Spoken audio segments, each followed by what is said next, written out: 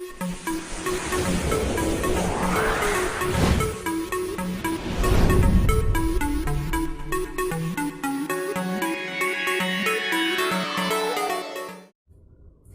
Dear students, कैसे आप सभी? उम्मीद करता हूँ आप सभी अच्छे होंगे। स्वागत है आप सभी का आपके अपने YouTube channel Sharma teaching point के ऊपर।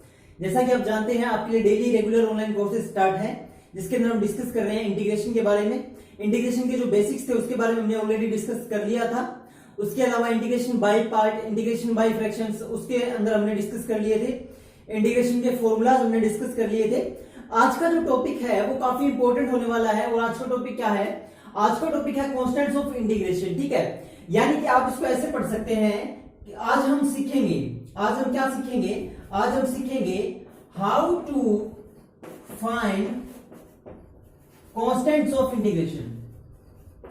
How to find constants of integration.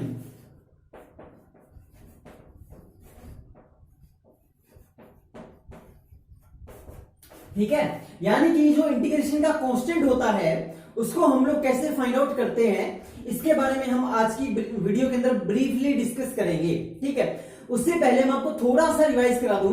थोड़ा सा रिवाइज क्या करेंगे कि आपको पता है इंटीग्रेशन होता क्या है। इंटीग्रेशन ये होता है ना, पहली बात ये कि इसका सिंबल ये होता है। फिर x की power n is equal to, integration क्या होता है इसका इंटीग्रेशन होता है x raise to power n plus 1 divided by n plus 1 plus का c। यही होता है ना, प्लस का c होता है। और आपको पता हो तो मैंने डिस्कस किया था कि प्लस का c क्या होता है।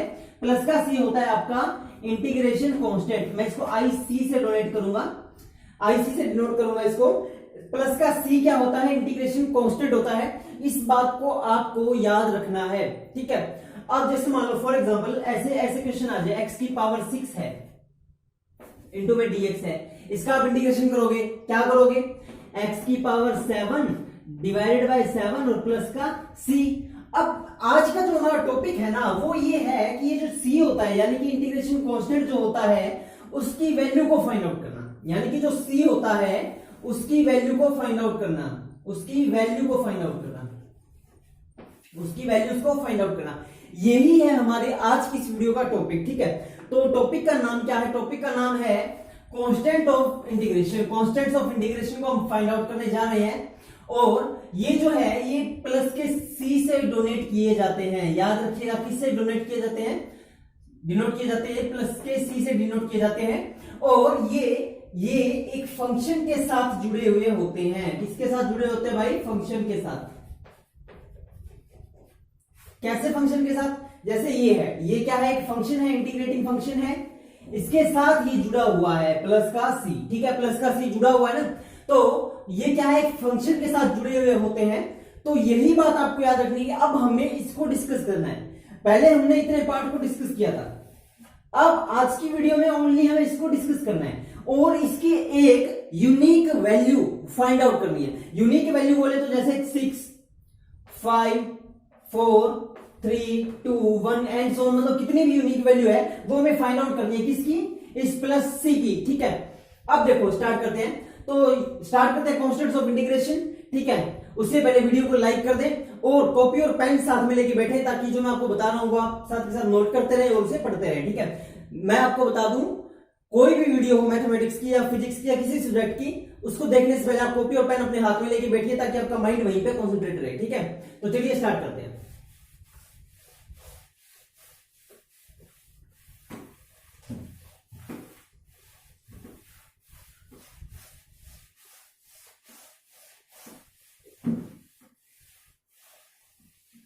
देखो, हमें निकालना है इंटीग्रेशन का कांस्टेंट, है ना, तो हमें निकालना है कांस्टेंट ऑफ इंटीग्रेशन। मान लो क्वेश्चन दिया है, क्वेश्चन दिया है f डैश x जो है वो हमारे पास क्या है भाई? 6x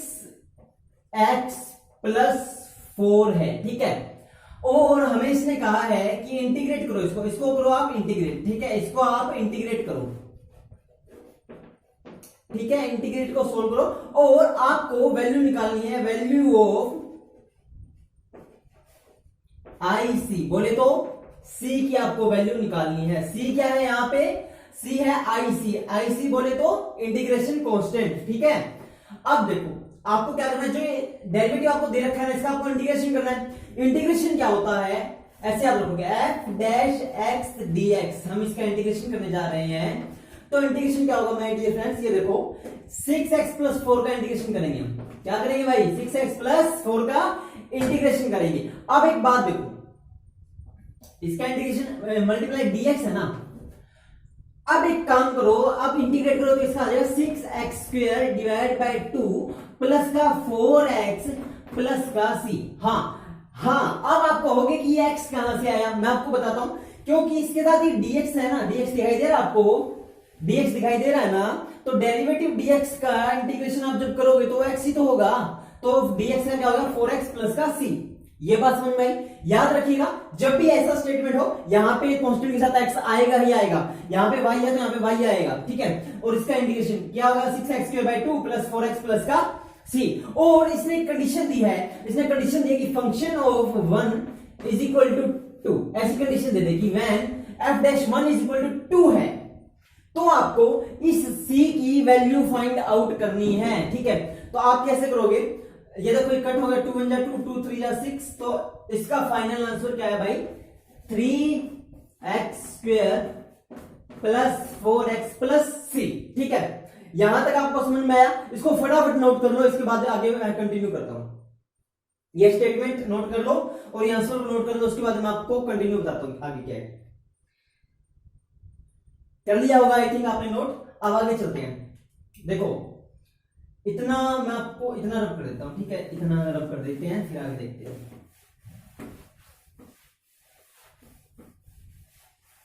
देखो भाई आया क्या था हमारे पास, आया था 3x² plus 4x plus c, ये हमारा इंटीग्रेशन आया था ना, इंटीग्रेशन आया था ना।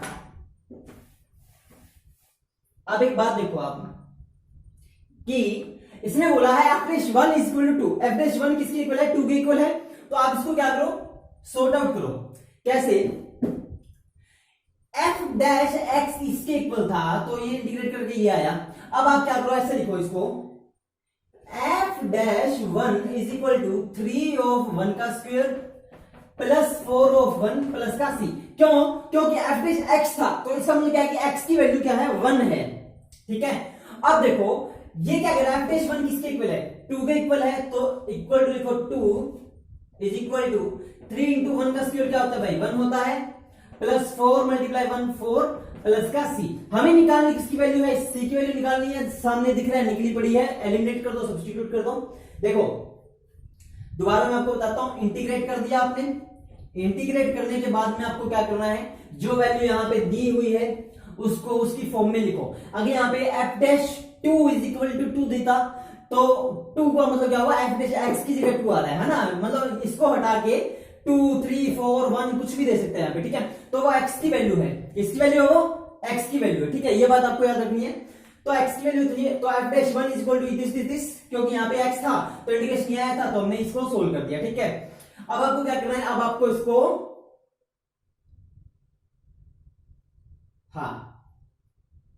अब आपको इसको क्या करना है, सोल्व कर देना है। तो ये हो जाएगा 2 is equal to 3 plus 4 plus का c। निकालना क्या था, इंटीग्रेशन कांस्टेंट c निकालना था, तो c इज इक्वल टू, ये जो 2 इज इक्वल टू, यार एक तो चौक बड़ी खराब है, 2 इज इक्वल टू 7 प्लस का c क्या हो जाएगा 2 माइनस 7, तो c की वैल्यू कितनी आएगी माइनस का 5। हमें निकालना क्या था भाई, हमें निकालना था इंटीग्रेशन कांस्टेंट जब f'1 2 के इक्वल है, ठीक है। ये कंडीशन याद रखिएगा, कांस्टेंट आपका तभी निकलेगा जब आप इस कंडीशन पे ध्यान दोगे, अदरवाइज कांस्टेंट आपका नहीं निकलेगा, ठीक है। तो कांस्टेंट की वैल्यू कितनी आ गई माइनस का 5, माइनस का 5 इसकी वैल्यू आ गई है। यही है आपका फाइनल आंसर, यही आपका फाइनल आंसर। समझ में आया आपको।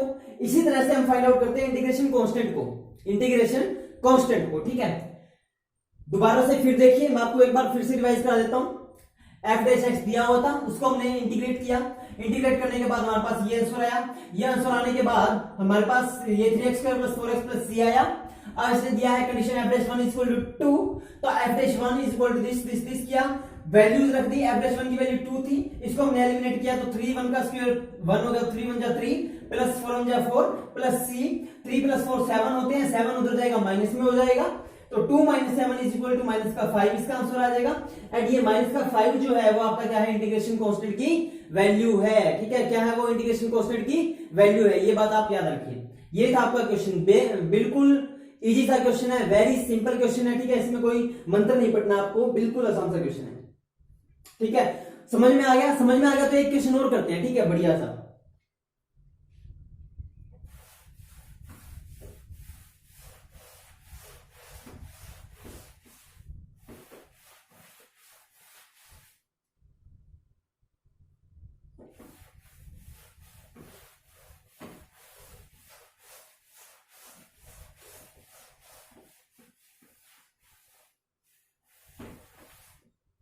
देखो क्वेश्चन दिया हुआ है,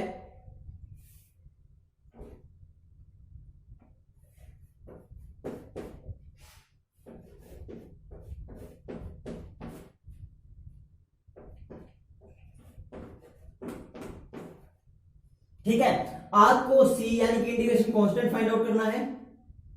ठीक है, जब कब when F dash 4 is equal to 3,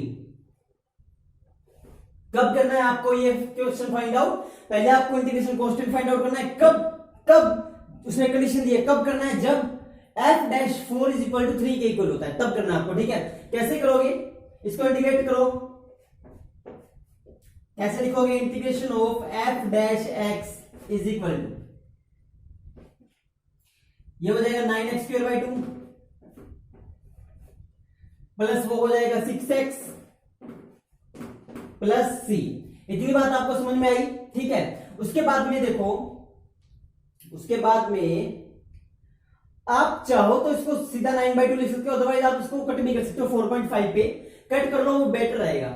तो ये जगह 4.5 एक्स स्क्वायर प्लस का 6x प्लस का सी। इतना आपको इंटीग्रेशन करना आ गया होगा आई थिंक। ठीक है, इतना आपको इंटीग्रेशन करना आ गया। भाई ये 4.5 कैसे है, ये समझ में नहीं आया? देखो मैं बताता हूं 4.5 कैसे है। 9 का डिवाइड दो 2 में, तो 2 का डिवाइड में 9 करोगे तो क्या आएगा? 2 4 जा 8, रिमाइंडर बचा 1, पॉइंट लगाया 0, 2 5 जा 10। ठीक है, किसी को समझ में ना आया तो अभी देख लेना भाई, 4.5 होगा। ठीक है, इसलिए यहाँ पे 4.5 का दिक्कत कोई नहीं है, न्यूमरेटर रखने में, डिनोमिनेटर रखने में दिक्कत कोई नहीं है। डिनोमिनेटर न्यूमरेटर में रैशनलाइज फॉर्म में रखने में कोई दिक्कत नहीं है, बट आपको बाद में ये उधर ले जाना पड़ेगा, क्रॉस मल्टीप्लाई करनी पड़ेगी। इससे बेटर क्या है कि आप इस पॉइंट वाले को ही कन्वर्ट कर दो। ठीक है, आगे देखो, अब क्या है, अब हम क्या करेंगे? अब हमारे पास इसने एक बात कही है, क्या कि इसने कहा है कि एफ डैश 4 की वैल्यू दी है, मतलब यहां पे 4 रखो, x की जगह 4 रखो, क्योंकि एफ डैश एक्स था। एफ डैश का मतलब क्या होता है, मैं आपको पहले बता चुका हूं, एफ डैश का मतलब क्या होता है? डेरिवेटिव। ठीक है, तो एफ डैश एक्स, तो एक्स की जगह क्या था? 4 था, तो यहां पे सारे जितने भी एक्स दिख रहे हैं ना, सबकी जगह 4 रखो, कुछ नहीं करना, एलिमिनेट करना है यार, बिल्कुल इजी है। देखो 4.5 ब्रैकेट में 4 का स्क्वायर प्लस 6 ब्रैकेट में 4 प्लस का सी। ठीक है, ये क्या हो जाएगा? एफ डैश 4 की वैल्यू दे रखी है, बाय द वे वैल्यू दे रखी है उसने, क्या?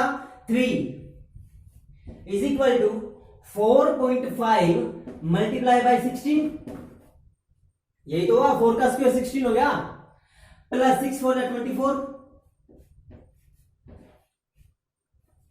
प्लस का सी। इतनी बात आपको समझ में आई? समझ में आई तो फटाफट इसको नोट करो, फिर मैं इसको रब करने जा रहा हूं। इतनी बात आपको समझ में आई? अब ऊपर देखते हैं,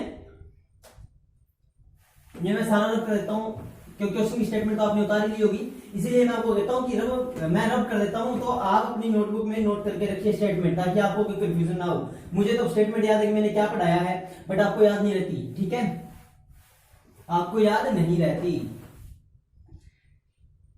क्या है हमारा फाइनल? 3 इज इक्वल टू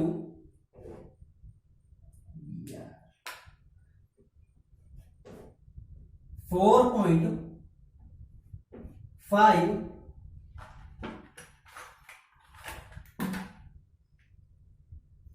4.5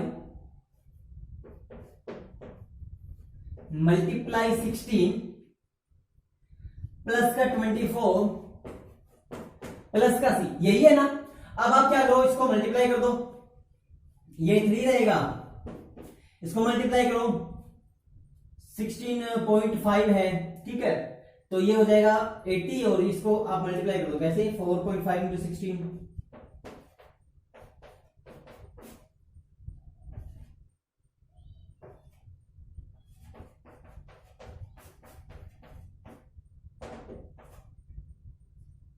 $72 आएगा इसका, 72 प्लस का 24, ठीक है, प्लस का सी। आप इसको ऐसे ना करके ऐसे डायरेक्ट भी देख सकते हैं कि 65 80 होता है, 80 का 0 आया, पॉइंट है, कैरी आई 8, ठीक है, 16 4 जा क्या होता है 64, ठीक है, 64 में आपने ऐड जो है कैरी आपकी 8 वो आपने ऐड की, ठीक है, तो आंसर आया 72.0, तो पॉइंट के बाद 0 कोई मतलब नहीं होता, तो आंसर आया 72, ठीक है। अब आपको क्या करना है, अब आपको फाइनल देखना है, ये आपका 3 है इज इक्वल टू 72 प्लस 24 क्या हो जाएगा 96 प्लस का सी, निकालना क्या था भाई, निकालना था सी की वैल्यू, तो सी क्या हो जाएगा 3 माइनस 96, तो सी की वैल्यू कितनी आ जाएगी माइनस का 93, ठीक है, तो ये आपका आ जाएगा फाइनल आंसर, ये आपका क्या आ गया भाई फाइनल आंसर आ गया, ठीक है। तो सी की वैल्यू क्या आ गई है माइनस का 93, और हमें निकालना क्या था, हमें निकालना था इंटीग्रेशन कांस्टेंट, कब, जब f dash 4 is equal to 3 था, तो इंटीग्रेशन कांस्टेंट माइनस का 93 आया है कब, जब f dash 4 is equal to 3 था, ठीक है, तो यही है आपका फाइनल आंसर। उम्मीद करता हूं आपको समझ में आ गए होंगे, यही है आपका इंटीग्रेशन, आपकी बुक में जो टॉपिक दे रखा है ना कांस्टेंट्स ऑफ इंटीग्रेशन, यही है वो टॉपिक, इसके अलावा कुछ भी नहीं है, ठीक है। उम्मीद करता हूं आपको समझ में आ गया होगा, ठीक है, वीडियो भी अच्छी लगी होगी, अच्छी लगी है तो अपने फ्रेंड सर्कल में शेयर करो, वीडियो को लाइक करो, चैनल को सब्सक्राइब करो, कमेंट करो, और ताकि हमारी सभी एजुकेशनल वीडियोस आप तक पहुंच सके। और उम्मीद करता हूं आप सभी को वीडियो अच्छी लगी होगी, वीडियो अच्छी लगी है तो कमेंट में जरूर लिख देना, और साथ ही साथ प्रैक्टिस करते रहिए, वीडियो देखते रहिए और प्रैक्टिस करते रहिए, अलग अलग टाइप के क्वेश्चन उठाइए, अपने मन से बनाइए, f-4 f-3 कुछ भी बनाइए, ठीक है, उसको आपको क्या करना है प्रैक्टिस करनी है, और आपको उसको सोल्व करके देखना है, ठीक है। जैसे आप उसको सोल्व करोगे तो आपको पता लगने लग जाएगा कि क्वेश्चन कैसे हो रहे हैं। इंटीग्रेशन जो पार्ट है वो मैंने आपको शुरू दिन में पहली वीडियो में बताया था, बिना शॉर्ट नोट, बिना फॉर्मूले, बिना नोट्स के और बिना ट्रिक के और बिना प्रैक्टिस के कभी सोल्व नहीं होगा इंटीग्रेशन, ठीक है। इंटीग्रेशन जो है वो 3 चीजें मेन मांगता है, पता है क्या, प्रेजेंस ऑफ माइंड, ठीक है, सेकेंडरी थिंग क्या मांगता है शॉर्ट नोट्स, और थर्ड थिंग क्या मांगता है प्रैक्टिस। आप जितनी प्रैक्टिस करोगे, जितना आप उसको प्रेजेंस ऑफ माइंड से आप उसको पढ़ोगे, जितने आप उसके नोट्स तैयार करोगे, उतने आपको एग्जाम में हेल्प मिलेगी, ठीक है। एग्जाम में हेल्प कैसे मिलेगी, आप उस नोट्स को देखोगे, आपको पता लग जाएगा ये क्वेश्चन ऐसे सोल्व करना है, ये क्वेश्चन की टेक्निक ये है। अगर यदि आपको और भी अच्छा नोट्स चाहिए तो मैं आपको बताता हूं, आप क्या करो, आप अपने नोट्स बना रहे हो, उसमें आप अपनी देसी भाषा में जो भी आप लिखते हो, हिंदी, इंग्लिश, बागड़ी, जो भी हरियाणवी वगैरह, उसमें आप लिख लो कि इसकी टेक्निक ये है, इसकी ट्रिक ये है, ऐसा आएगा तो ऐसा करना है, चाहे हिंदी में लिख लो, कोई दिक्कत नहीं है, आपके पर्सनल नोट्स है ना, आप उसको कैसे भी लिख सकते हो, ठीक है। तो मिलते हैं नेक्स्ट वीडियो में, ये काम आप जरूर करना, ठीक है, प्रैक्टिस करते रहना, डेली मेहनत करते रहना, मैं भी आपके लिए मेहनत कर रहा हूं, आप भी करते रहिए। मिलते हैं नेक्स्ट वीडियो में, तब तक के लिए thanks for watching, bye bye, take care, जय हिंद, जय भारत।